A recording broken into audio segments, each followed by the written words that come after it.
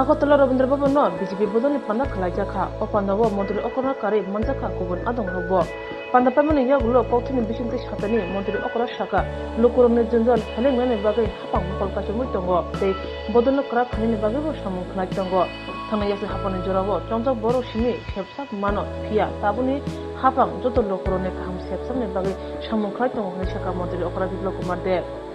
সাংগঠনিক বৈঠক ভারতীয় জনতা পার্টির সময়ে সময়ে হয়। প্রত্যেকটি জেলাতে আমি সাংগঠনিক বৈঠকে গিয়েছি। তার আগে আমাদের 3 দিনের ট্রেনিং হয়েছিল, প্রশিক্ষণ শিবির। এই প্রশিক্ষণ শিবির পর প্রত্যেকটা জেলাতে আমি কার্যকর্তারা যারা নির্বাচিত প্রতিনিধি, পার্টি পদাধিকারী প্রত্যেকের সঙ্গে সরকার এবং সংগঠনের বিষয়ে বিস্তারিত আলোচনা ও সরকারের কাজ কিভাবে মানুষের কাছে পৌঁছে দেওয়া এবং যে বাধাগুলো আছে সেগুলো কিভাবে দূর করা যেতে পারে, আর কার্যকর্তার ভূমিকা কেমন হওয়া উচিত, নির্বাচিত প্রতিনিধির ভূমিকা কেমন হওয়া উচিত।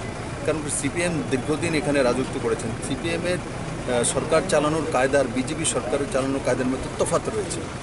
আমরা প্রত্যেককে সব কিছু দিতে চাই। সিপিএমের সময় একদলীয় ব্যবস্থা ছিল যে বিশেষ দলের লোকেদেরকে দেওয়া হবে, তো সেগুলোকে অনেক মতিভ্রম করানো হয় আমাদের কার্যকর্তাদের, নেই তোমরা বিজেপি করে তো তোমরাই পাবে, তেমন নয়। বিজেপি যারা করবে তারাও পাবে, যারা না বিজেপি করবে তারাও পাবে। তো সেই বিষয়গুলোকে তুলে ধরা আমার কর্তব্য, দায়িত্ব। তার জন্য আমি আমাদের কার্যকর্তার সঙ্গে সেই বিষয়গুলো এবং তাদের কাছ থেকে কিছু শোনা, সেই বিষয়ে আজকের বিশেষত। আগামী নির্বাচনে এই বৈঠক কতটা প্রভাব ফেলতে পারে মনে করেন? নির্বাচন তো দূরে আছে, নির্বাচন তো যখন হবে তখন।